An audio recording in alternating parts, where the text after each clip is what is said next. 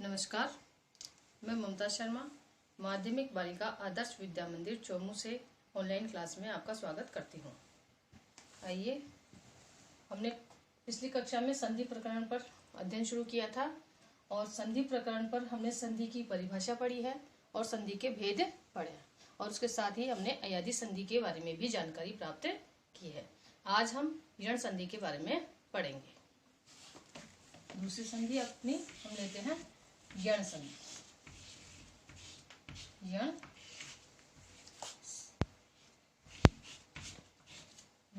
संधि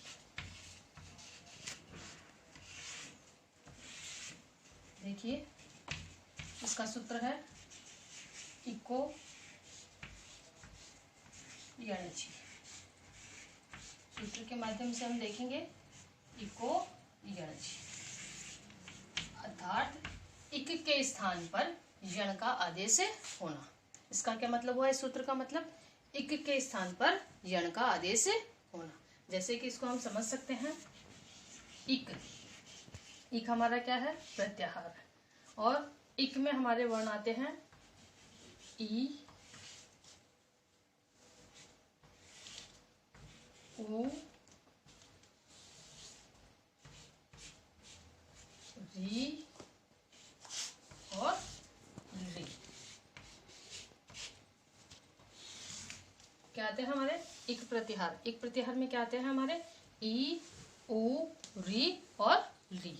ये ऋस्व और दीर्घ दोनों तरह से हो सकते हैं। जैसा कि मैंने आपको पहले भी बताया है कि हमारे पास स्वर में हमेशा स्वर ऋस्व भी होते हैं और दीर्घ भी होते हैं। तो यहाँ भी ऋस्व और स्वर दोनों वर्ण आ सकते हैं। कितने वर्ण हो गए हमारे पास? ई, उ, री और री। अब यहाँ हमें इक के स्थान पर क्या आदेश होता है? यण। यहाँ यण में इसको बदलना है यण। अब यण में कौन कौन से? ई का हमें क्या करना है? यण। यण जो प्रत्याहार होता है उसमें पहला वर्ण आएगा य, फिर आता है व, और री का र और री का ल। अर्थात इक के स्थान पर यण आदेश होता है। बाद में स्वर, कोई भी बाद में असमान स्वर होने पर, असमान, देखिए इसको स्पष्ट देखेंगे, असमान स्वर, बाद में असमान स्वर आने पर,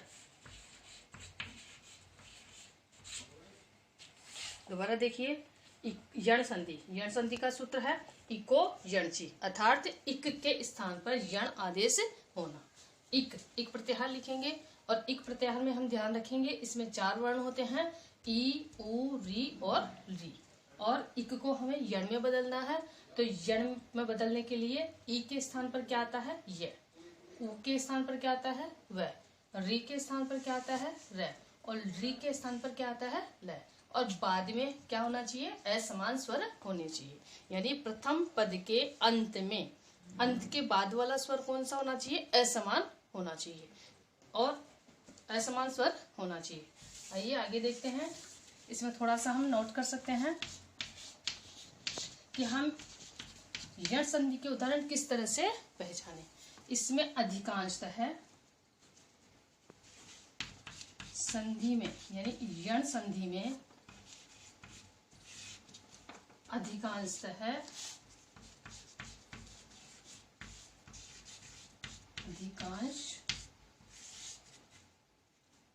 आधा व्यंजन आता है।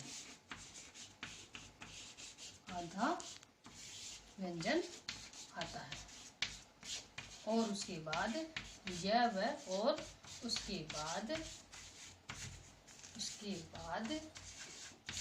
य, व वर्ण होता है। देखिए, ये मैं थोड़ा सा आपको बता रही हूँ, इसका ट्रिक बता रही हूँ कि आप यण संधि के जो शब्द आते हैं उसकी पहचान आप किस प्रकार से करेंगे। जैसे कि पूर्व में भी मैंने आपको बताया है कि अय्यादी संधि में जो दूसरा वर्ण होता है वह य और वह होता है। अधिकांशतः ऐसी स्थिति होती है कि उसमें दूसरा वर्ण य व होता है। जैसे कि मैंने उदाहरण बताए थे आपके नयनम, यहाँ देखिए पहला और दूसरा वर्ण क्या आ गया, य।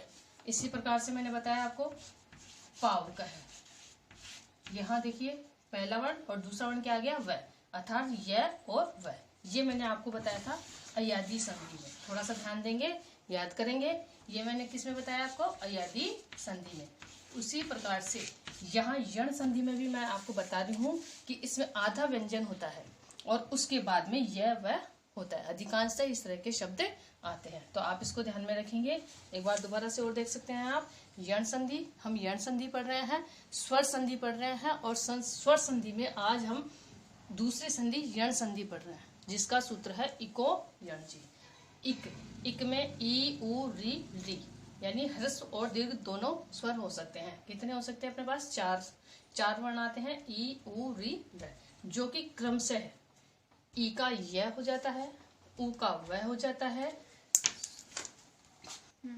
जैसे ई का य हो जाता है, उ का व हो जाता है, और री का र हो जाता है, और री का ल हो जाता है। और इसके बाद में क्या आना चाहिए, असमान स्वर आना चाहिए।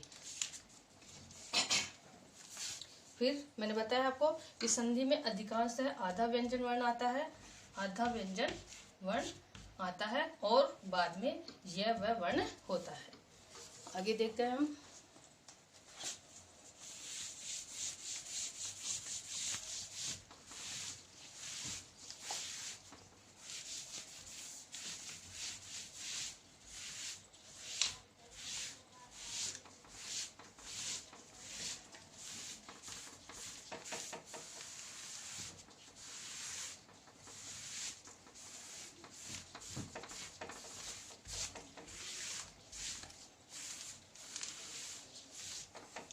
देखिए यण संधि के उदाहरण देखते हैं अपन। यण संधि को हम उदाहरण से समझेंगे। यण संधि, इसमें उदाहरण देखिए।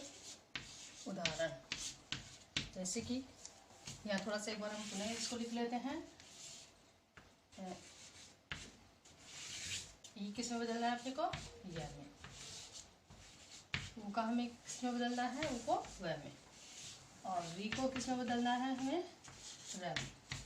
और ली को हमें किस में बदलना है, र में। और बाद में असमान स्वर आने पर, असमान स्वर होने पर, ठीक है। ये हो गया इक प्रत्याहार और ये हो गया हमारा यण प्रत्याहार। अब उदाहरण देखते हैं। जैसे पहला उदाहरण लेते हैं हम, प्रतिधन एक है। ध्यान से देखेंगे, प्रतिधन एक है। क्या है यहाँ, प्रतिधन एक है। अब सूत्र के अनुसार देखेंगे, यहाँ क्या है, ई। कौन सा स्वर है, ई। सामने क्या आ गया, ई। अब हमारे पास स्थिति क्या बन जाती है, र। अब स्वर अलग होती है, व्यंजन क्या बच जाता है अपने पास, आधा। इसके बाद में हमें इसके स्थान पर क्या रखना है, ई के स्थान पर, सॉरी यहाँ प्र हो गया, प्र तय हो गया, आधा है, आधा लगा देंगे। अब इसके बाद में ई के स्थान पर अपने को क्या रखना है, यह। और सामने क्या है अपने पास, एक है, सामने क्या है, एक। अब हम इसको जोड़ेंगे, इसमें संधि करेंगे तो शब्द बनता है यहाँ तय आधा है, आधा रहेगा क्योंकि इसके बाद में भी हमारे पास स्वर नहीं है, इसलिए तय क्या रहेगा, आधा ही रहेगा। और ई के स्थान पर अपना क्या आना है अपने पास, ए, इसलिए यहाँ ये आ जाएगा। इन दोनों के स्थान पर क्या रखना है अपने को, ये आ जाएगा, और सामने क्या है, ए, इसलिए स्थिति बन गई अपने प्रत्येक है। क्या स्थिति बन गई, प्रत्येक है। इसी तरह से दूसरा उदाहरण, अति धन अधिक है, अति धन अधिक है। अब यहाँ देखिए, यहाँ भी वही स्थिति है, ई धन है, अर्थात ये असमान स्वर हो गया, यहाँ भी असमान स्वर हो गया, असमान स्वर, असमान स्वर। कौन सा स्वर हो गया ये? असमान स्वर। ई के बाद में, किसके बाद में? यहाँ इस ई स्वर के बाद में यहाँ कौन सा स्वर हो गया? असमान स्वर हो गया, जो कि आप यण संधि में देखेंगे। यहाँ अति धन अधिक। अब जब हम इसकी संधि करते हैं तो क्या बनेगा? आधा तय रह गया, आधा तय लिखेंगे। ई के स्थान पर अपने को क्या रखना था? यहाँ पर यह क्या रखना है? ई के स्थान पर अपने को क्या रखना है? यह। यहाँ सीधा हम ई के स्थान पर यह रखेंगे, और बाद में क्या है अपने को? ए। क्या है? ए स्वर है, तो ये जो ये है, ये क्या है? ये व्यंजन आधा है, तो यहाँ भी आधा हो गया। लेकिन जब ये ए स्वर, इसके बाद में ए स्वर आ गया, ये इसके साथ मिल जाएगा, तो ये पूरा हो जाएगा। और फिर हम लिखेंगे अत्यधिकम। देखिए, प्रतिधन एक है, प्रतिधन एक है, इसमें कौन सी संधि हो गई? यण संधि। किस प्रकार से? कि ई के स्थान पर यह रखने से, यहाँ देखिए ई के स्थान पर यह रखने से यहाँ हमारी संधि हो जाती है प्रत्येक है। इसी तरह से अति धन अधिक है, जब हम इन दोनों की संधि करते हैं, दोनों वर्णों में निकटता आती है तो विकार होता है, और विकार होने से ही संधि होती है। तो अर्थात अति धन अधिक है की संधि क्या हो गई यहाँ पर? अत्यधिक। और उदाहरण हम देखेंगे आगे।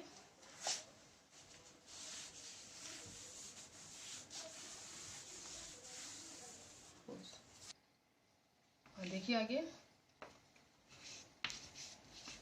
सुधि धन उपास्य है। क्या है यहाँ पर? सुधि धन उपास्य।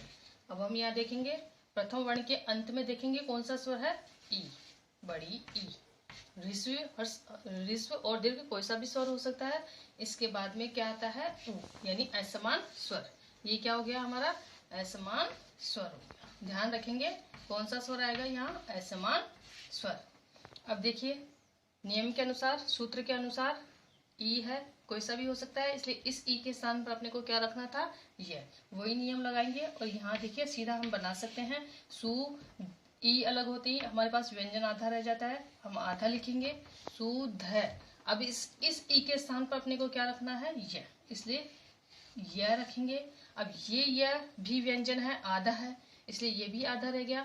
लेकिन अब इसके बाद में स्वर कौन सा है हमारे पास? उ। कौन सा स्वर है? उ। इसलिए यहाँ छोटा उ है, तो इसके ऊपर हम छोटे उ की मात्रा लगाएंगे, यानी उ स्वर यहाँ पर लग गया। और बचा क्या हमारे पास? पास्य, इसलिए हम यहाँ लिखेंगे पास्य है। तो क्या शब्द बना हमारा? शुद्ध्यो उपास्य है। क्या बन गया? शुद्ध्यो उपास्य है, नया शब्द बन गया। दोनों में विकार हो गया। जैसे कि परिभाषा है संधि की, कि दो वर्णों के अत्यधिक निकट आने पर जो विकार होता है वह ही संधि होती है, अर्थात उसको ही संहिता कहा जाता है। समझ में आया? सुधि धन उपास्य है, शुद्धि धन उपास्य है। जब इसकी संधि करते हैं तो नया शब्द हमारे पास थोड़ा सा इसमें परिवर्तन होकर के इसको कैसे संधि होती है? इसके शुद्ध्यो उपास्य है। इसी तरह से आगे हम उदाहरण देखेंगे ओ का। किसका देखेंगे? ओ का। इसमें उदाहरण देखते हैं हम देखते हैं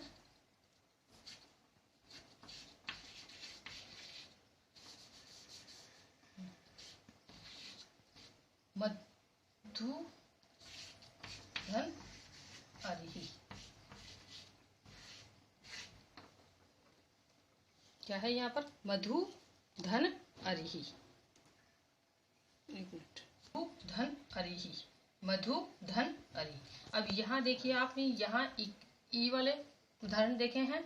अब यहाँ देखिए मधु धन अरि, ऊ आ गया। अब इसकी जब हम संधि करते हैं तो पहले देखना है अपने को ऊ के स्थान पर क्या रखना है। यहाँ देखिए ऊ के स्थान पर अपने को क्या रखना है? वह। नियम के सूत्र के अनुसार इक के स्थान पर यण आता, यण आदेश होता है, और इसके अनुसार ऊ के स्थान पर हमें वह रखना है। तो देखिए स्थिति अपने पास क्या होगी? ऊ के स्थान पर अपने को क्या रखना है? यहाँ वह। क्या रखना है? वह। और सामने क्या है हमारे पास? असमान स्वर। बार बार से आपको मैं लिख के बता रही हूँ, आप ध्यान रखेंगे। असमान स्वर। तो ऊ के स्थान पर व आ गया।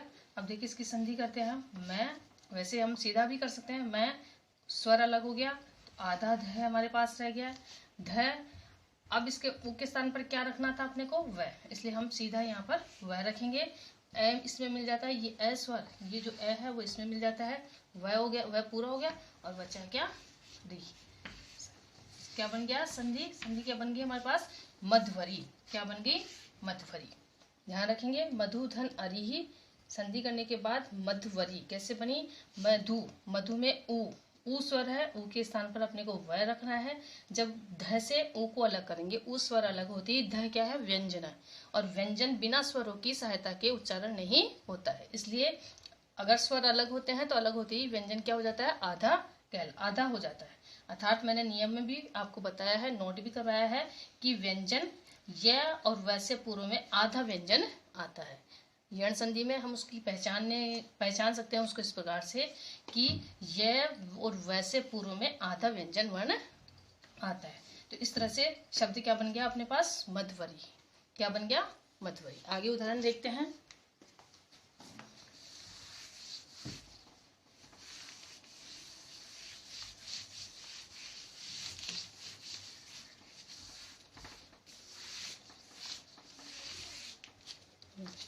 आगे बता दो उदाहरण।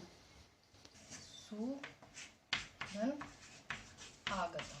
क्या बन गया, सुधन आगतम। ये संधि विच्छेद है, यहाँ भी वही स्थिति होगी। देखिए आप पहचानिए इसको, स में ओ अलग हो गया, आधा स, ओ के स्थान पर रखा हमने सीधा ही व के सामने क्या है, आधा स्वर आ, और बन गया स्वागतम। इसी तरह से संधि विच्छेद करते समय भी हम इसी नियम का ध्यान रखेंगे और इसी के अनुसार करेंगे। जब स है, स के बाद में व है, तो इस व का यहाँ पर ऊ की मात्रा लगा देंगे। तो स में ऊ की मात्रा ऊ स्वर लगती ही सु हो गया, और बाकी हम व आ जाएगा, ऊ के स्थान पर यहाँ व आ गया, और इस तरह से हम इसको शब्द को बनाएंगे। आगे देखिए हम उदाहरण री का देखते हैं।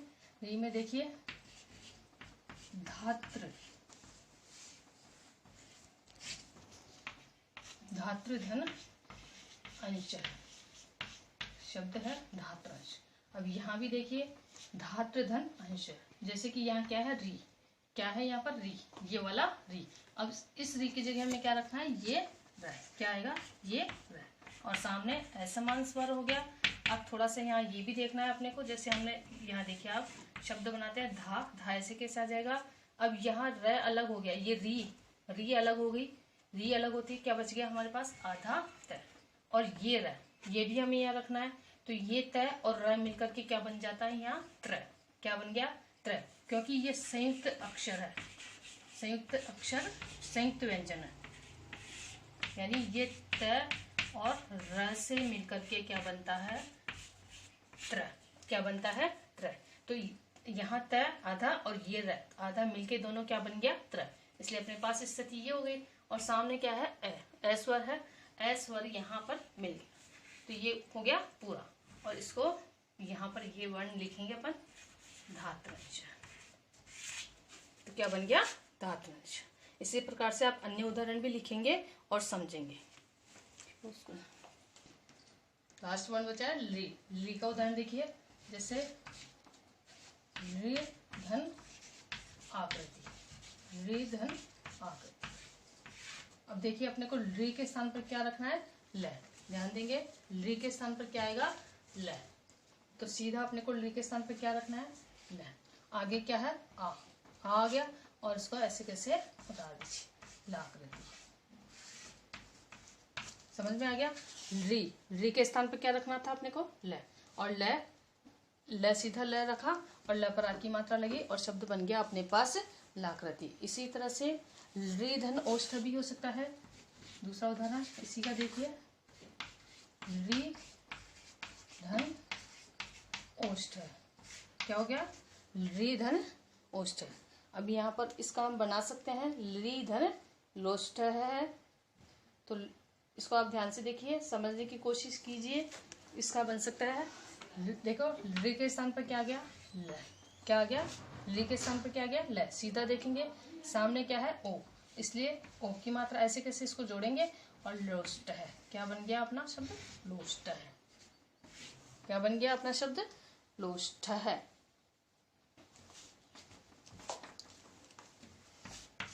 तो एक बार दोबारा से देख लीजिए, लृ धन आकृति में लाकृति शब्द बनता है। लृ के स्थान पर ल रखते ही ल रखेंगे और आगे इसका स्वर जोड़ेंगे और लाकृति शब्द बना है। इसी तरह से लृ धन औष्ठः लोष्ठ हो जाता है। तो आज हमने यण संधि की जानकारी प्राप्त की है। अब आप होमवर्क में भी यण संधि का उदाहरण देखेंगे और अन्य उदाहरण भी आप अपने नोटबुक में भी करेंगे। और साथ में ही जो भी होमवर्क आप कर रहे हैं उसको आप चेक करने के लिए आप उसको व्हाट्सएप पर भी डालेंगे, जो हमारा ग्रुप है उस पर आप डालेंगे और आपका होमवर्क भी चेक होगा। आज के लिए बस इतना ही। धन्यवाद।